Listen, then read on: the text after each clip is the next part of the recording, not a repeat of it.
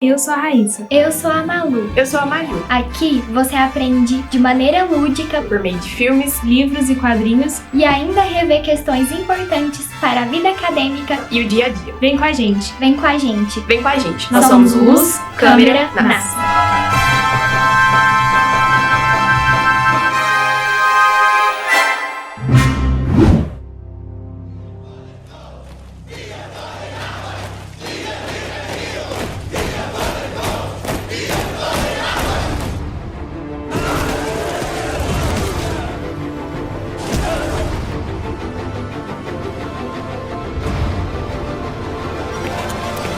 Mande soltar o preso ou eu atiro. Estamos vivendo um momento decisivo na história mundial. Camarada Prestes, camarada Olga. Eu farei com que você chegue ao Brasil a salvo. Por você, eu faço qualquer coisa. Nós nunca estivemos tão próximos da Revolução. Posso lhe assegurar, presidente, as Forças Armadas são fiéis ao governo.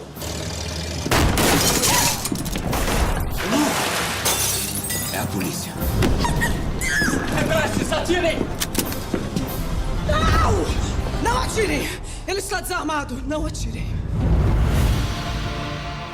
Eu estou grávida de Luiz Carlos Prestes. E quero ter meu bebê aqui no Brasil. Pra onde a levaram? Olga Benário será deportada. Você é judia. Não pode ser mandada para a Alemanha de Hitler. Não se revolta um país inteiro apenas com a força das ideias.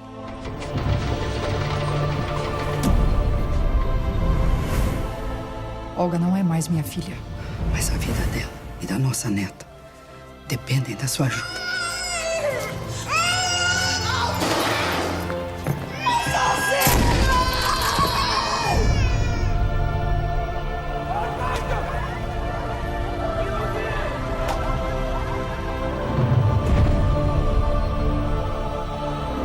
O trailer que você acabou de ver é do filme Olga, que conta a história real de Olga Benário. Ela foi uma militante comunista que foi perseguida pela polícia e depois fugiu para Moscou, onde teve treinamento militar. Lá, ela é encarregada de acompanhar Luiz Carlos Prestes ao Brasil para comandar a intentona comunista de 1935, mas durante a viagem ela se apaixona por ele. Com o fracasso da Revolução, Olga é presa com Prestes. Ela estava grávida de 7 meses quando é deportada para a Alemanha nazista pelo governo Vargas. Ela ganha sua filha Anita Leocádia na prisão. Logo depois, Olga é afastada de sua filha quando é mandada para o campo de concentração de Ravensbrück. Dirigido por Jaime Monjardim, o filme foi lançado em 2004 com o roteiro de Rita Buzar e baseado no livro de Fernando Moraes. O papel principal foi atribuído a Camila Morgado, mas também participaram da trama Caco Ciocler como Luiz Carlos Prestes, Eliane Giardini, José Dumont e Leona Cavalli. Além disso,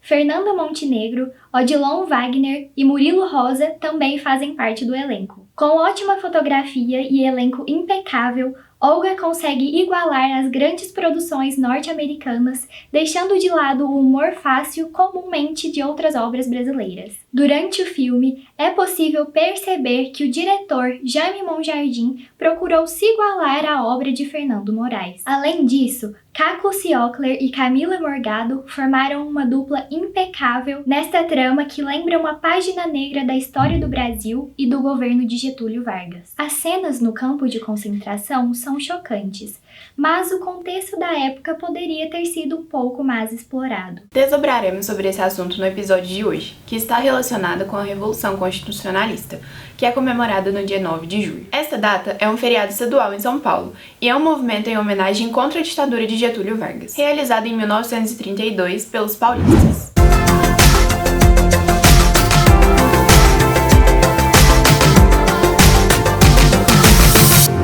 Em 1997, o governador do estado de São Paulo, Mário Covas, oficializou o dia 9 de julho como um feriado civil na região. Para entender melhor a relação do filme com essa data comemorativa, vamos fazer uma retrospectiva na história. A chegada de Getúlio Vargas ao poder se deu por meio da Revolução de 30, que deu fim ao domínio político das elites Paulista e Mineira. Durante anos, esses dois estados dominaram o poder político através de uma alternância na presidência da República. Essa aliança ficou conhecida como República do Café com Leite, em referência à produção econômica de café e leite desses dois estados. A partir dessa aliança, as elites oligárquicas garantiam seu interesse econômico a partir de uma política externa agroexportadora. Logo no início do seu governo, Vargas buscou romper essa aliança dos estados e das elites tradicionais que governavam até então. A ideia do novo presidente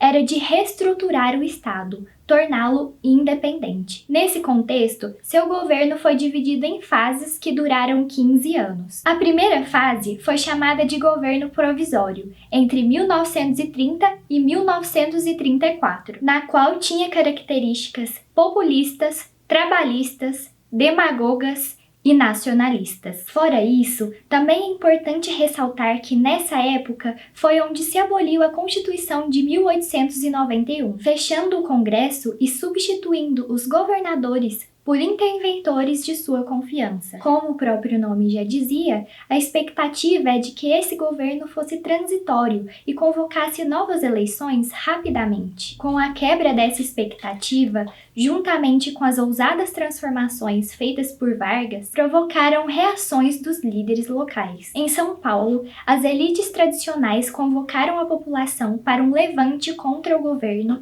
e a implementação de uma nova Constituinte. Esse movimento ficou conhecido como a Revolução Constitucionalista de 1932. Durante os conflitos, 4 estudantes morreram, fator determinante para a população se sensibilizar e continuar no movimento. Uma curiosidade é que as iniciais desses estudantes, MMDC, foi utilizada como simbolismo durante o movimento. Depois de 3 meses, a Revolução Constitucionalista foi interrompida pelo governo, mas suas demandas até que foram parcialmente atendidas. Pressionado pelo movimento paulista, Vargas convocou uma Assembleia Nacional Constituinte para a elaboração de uma nova Carta Constitucional, promulgada em 1934. A Constituição de 1934 foi inovadora em seu caráter liberal e progressista, que pretendia uma expansão dos direitos sociais da população. Uma das novidades dessa nova Constituição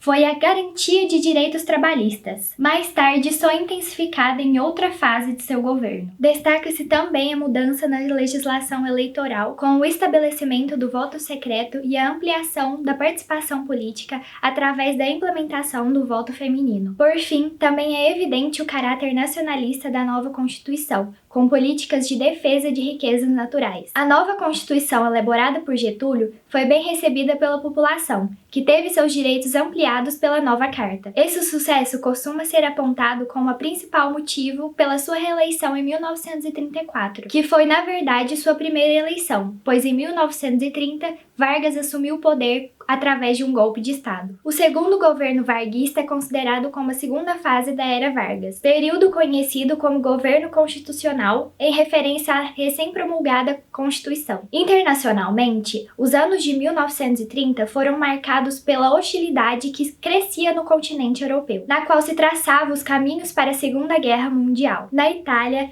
Benito Mussolini governava sob um regime fascista desde 1925. Na Alemanha, Hitler ascendia ao poder e instaurava o nazismo. A União Soviética, por sua vez, era liderada por Joseph Stalin. No Brasil, a influência dessas ideologias foram sentidas. Inspirada pelo fascismo italiano, nascia aqui a Ação Integralista Brasileira, um movimento político de extrema-direita liderado por Plínio Salgado. Sob o lema Deus, Pátria e Família, o integralismo brasileiro defendia um governo forte e centralizado, o fim da liberdade democrática e a perseguição ao comunismo. A inspiração fascista era visível nos uniformes dos militares através do símbolo sigma. Além disso, faziam referências com os braços estendidos em referência ao nazismo. O comunismo, por sua vez, também inspirou a emergência de um partido político no Brasil. Denominado Aliança Nacional Libertadora, o movimento comunista no Brasil caracterizava pela defesa de reformas agrárias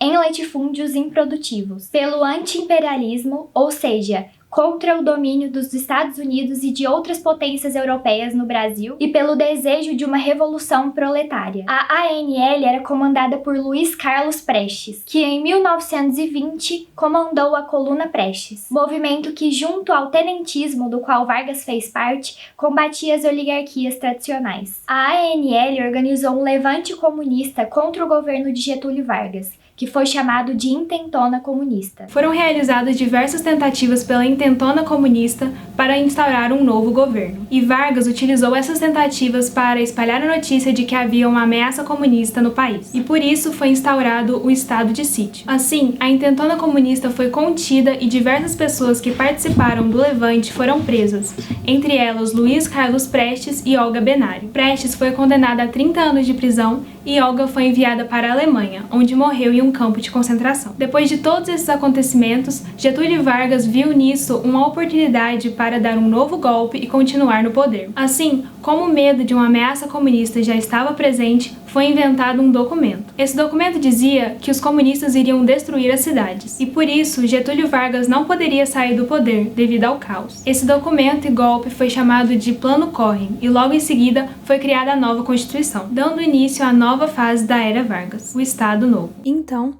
em 1937, o Brasil passou a ser uma ditadura. A Constituição de 1937 foi inspirada na Constituição da Polônia e por esse motivo ficou conhecida como Polaca. Nessa nova Constituição, houve a concentração de poder no Executivo, a suspensão de todos os partidos políticos, censura da mídia e ficou legalizada a tortura e a pena de morte. Como Getúlio Vargas queria estar acima de todas as pessoas, ele também não deu vez para os integralistas, os quais antes tinham apoiado o governo de Vargas e não esperavam uma repreensão. Por isso, em 1938, os integralistas invadem o Palácio da Guanabara, em uma tentativa de matar Getúlio, mas os invasores foram contidos e muitos morreram no dia. Para continuar tendo o apoio da população, Vargas criou em 1939 o Departamento de Imprensa e Propaganda, para controlar as pessoas através da ideologia, e era o meio em que as pessoas tinham acesso ao programa Hora do Brasil. Além disso, também foi criada a Consolidação das Leis do Trabalho, em 1943,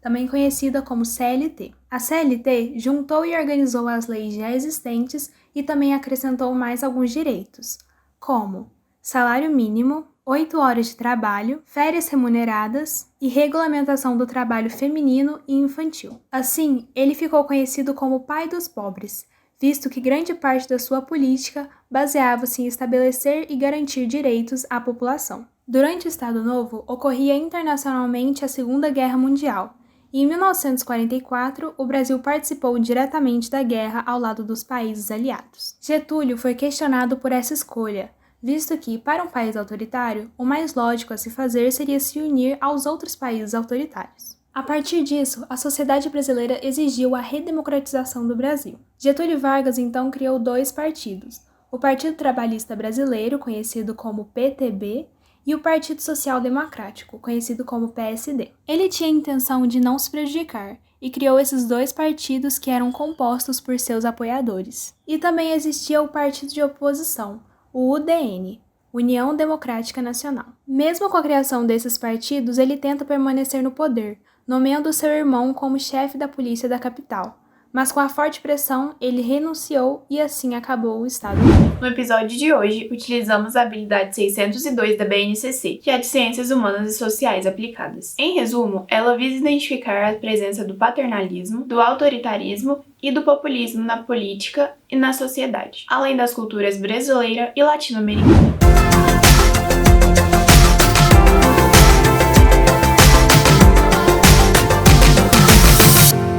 Agora vamos desenvolver a questão 39, da Unesp, de 2011. Questão 39.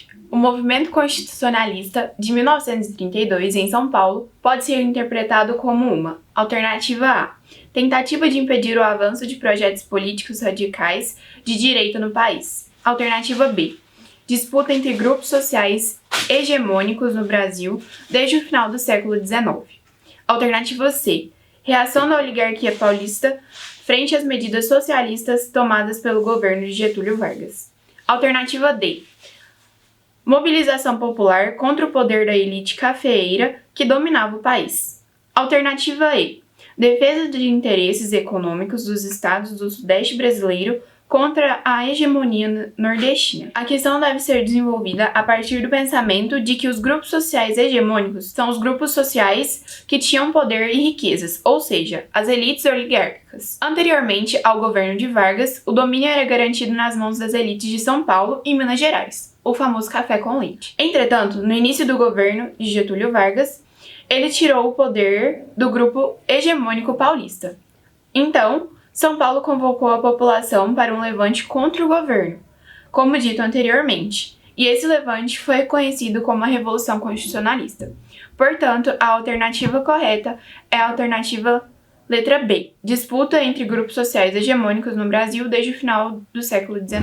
As marcas de Getúlio Vargas ainda são presentes na sociedade, 60 anos após o seu suicídio. Isso porque foi sob seu governo que surgiram políticas importantes, como a carteira de trabalho, a qual garante direitos trabalhistas, além da organização sindical. O sindicato é uma organização criada para fins de estudo, defesa e coordenação dos seus direitos econômicos ou profissionais. O surgimento da CLT, que é a consolidação das leis de trabalho, da carteira profissional e da organização sindical, foram algumas das medidas tomadas por Vargas, que na época o aproximaram das classes menos favorecidas e ainda o influenciam no dia a dia dos brasileiros. Além disso, a criação de diversas companhias nacionais, como a Companhia Siderúrgica Nacional, a Companhia Vale do Rio Doce e a Companhia Hidrelétrica do São Francisco, foram mantidas ou reformadas até os dias atuais. Esse foi o nosso episódio de hoje. Até o próximo!